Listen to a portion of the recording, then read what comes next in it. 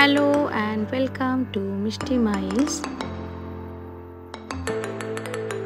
আজকের ভিডিওটি একটি অন্যরকম। আজকে আমরা যাচ্ছি স্ট্রবেরি ফার্মে স্ট্রবেরি পিক করতে। তো চলুন যাওয়া যাক।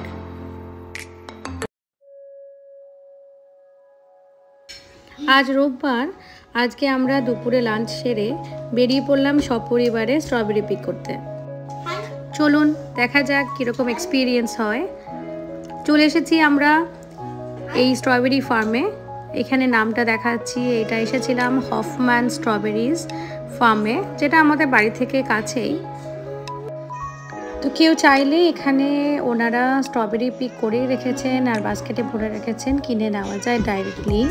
তবে আজ আমরা যাব ফার্মের ভিতরে, ওখান থেকে নিজে হাতে স্ট্রবেরি পিক করব। এই ফার্মটা 30 বছরেরও পুরনো ফার্ম। তো এসে গেছি আমরা স্ট্রবেরি ফার্মে। এখানে দেখতে পাচ্ছেন খুব সুন্দর সুন্দর লম্বা লম্বা সারি সারিভাবে স্ট্রবেরি গাছগুলো সুন্দর রয়েছে, আর অনেক স্ট্রবেরি ধরে আছে সেইগুলোতে।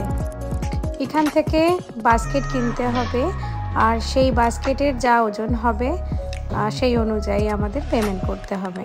তো আমরা এখান থেকে 2টি বাস্কেট কিনেছিলাম। সেই 2টি বাস্কেটে ভর্তি করে স্ট্রবেরি পিক করলাম ফার্ম থেকে। তারপর ফেরার সময় ওই ফার্ম বাস্কেট দুটোকে ওয়েট করিয়ে সেটার পেমেন্ট করে তারপর আমরা বাড়ি ফিরে গেলাম। এখানে ওনারা স্ট্রবেরির সাথে সাথে কিছু আইসক্রিম, তারপর স্ট্রবেরি জ্যাম এইসবও ওনারা বানিয়ে রাখে। তো কেউ চাইলে সেখান থেকে এগুলো পিক করতে পারেন।